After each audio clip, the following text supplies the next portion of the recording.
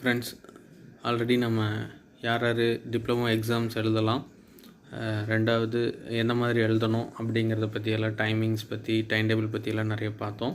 So இப்போது அந்த exam நடக்கக்கூடிய நாளில் நம்ம என்னென்னலாம் செய்யணும், என்னென்ன முக்கியமான இன்ஸ்ட்ரக்ஷன்ஸ் எல்லாம் கொடுத்துருக்காங்க அப்படிங்கிறத ஒரு 5 மினிட்ஸில் பார்த்துருவோம். ஸோ ஃபஸ்ட் ஆஃப் ஆல், அன்றைக்கி எக்ஸாம் அன்றைக்கி ஃபஸ்ட்டு நீங்கள் செய்ய வேண்டியது, அதுக்கு முன்னாடியே நீங்கள் அந்த பர்டிகுலர் சப்ஜெக்டுடைய கூகுள் கிளாஸ் ரூமில் கம்பல்சரி நீங்கள் ஆட் ஆகிருக்கணும்.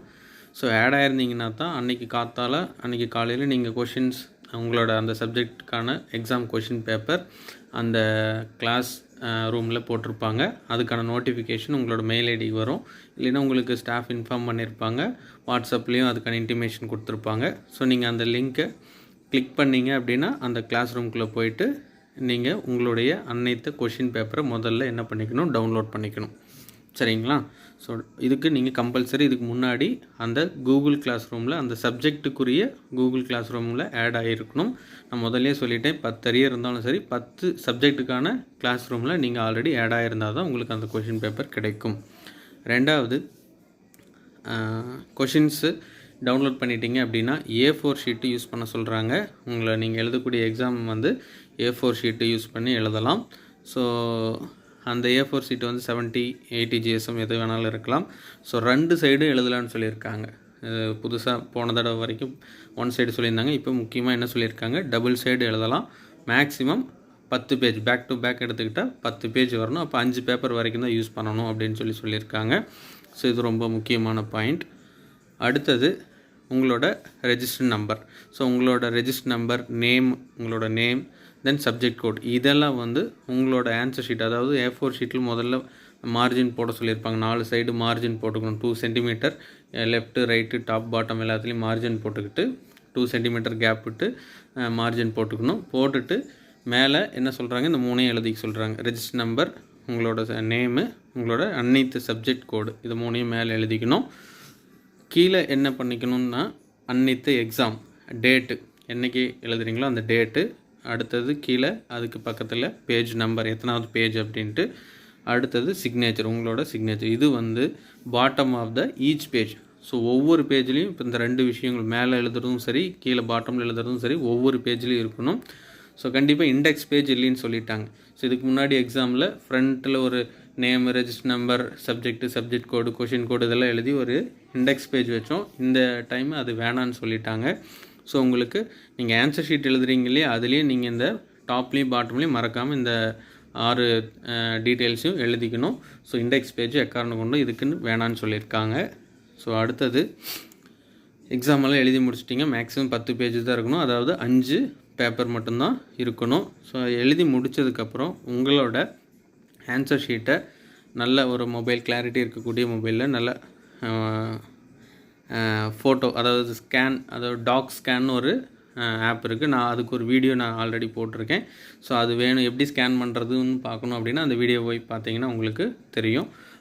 ஸோ அந்த ஆப்பை யூஸ் பண்ணி, டாக் ஸ்கேனுங்கிற ஆப்பை யூஸ் பண்ணி நீங்கள் என்ன பண்ணலாம், 10 பேஜையும் தொடர்ந்து ஒரே டாக்குமெண்ட்டாக, PDF டாக்குமெண்ட்டாக நீங்கள் என்ன பண்ணிக்கலாம், ஸ்கேன் பண்ணிக்கலாம்.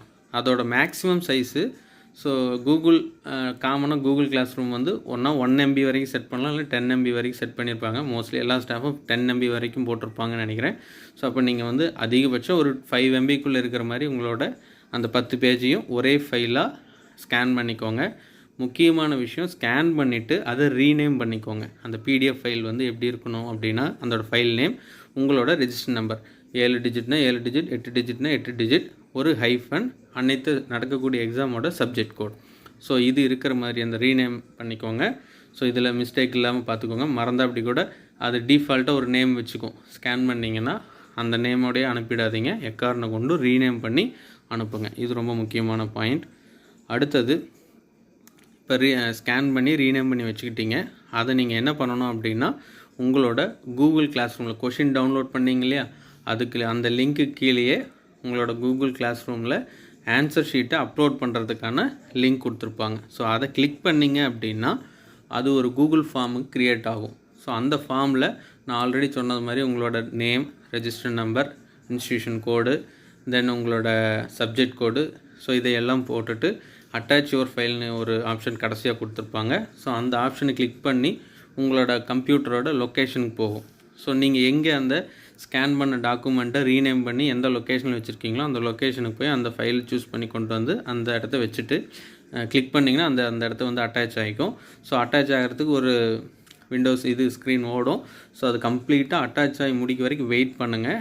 வெயிட் பண்ணி அது கம்ப்ளீட் ஆனதுக்கப்புறம் அதுவே அந்த ஃபார்ம் பேஜுக்கு போய்டும். ஸோ அதுக்கப்புறம் சப்மிட் கொடுங்க. ஸோ அவசரப்பட்டு நாம் அட்டாச் கொடுத்துட்டோம் உடனே சப்மிட் கொடுத்துட்டிங்கன்னா அது அட்டாச் ஆகாமல் சப்மிட் ஆகிடும்.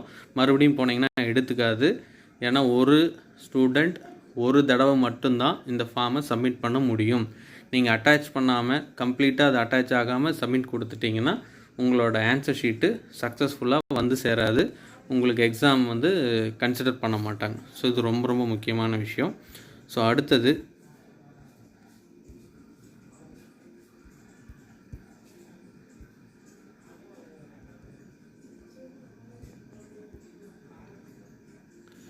ஸோ உங்களோட ஆன்சர் ஷீட்டை ஸ்கேன் பண்ணி அப்லோட் பண்ணிட்டீங்க அப்படிங்கிறது என்ஷூர் பண்ணிக்கோங்க. எதுக்கும் அந்த பேக்கப் ஃபைலில் உங்களோட ஃபோன் மெமரியில் ஏதோ ஒரு இடத்த சேவ் பண்ணி வச்சுக்கோங்க.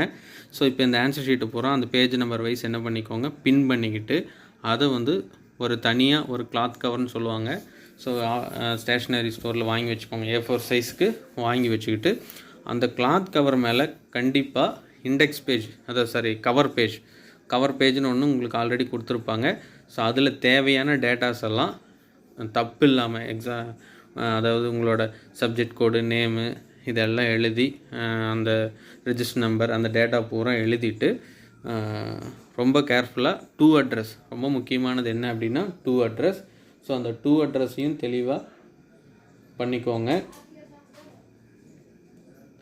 ஸோ அந்த டூ அட்ரஸை தெளிவாக உங்களோட கவர் பேஜில் எழுதிட்டு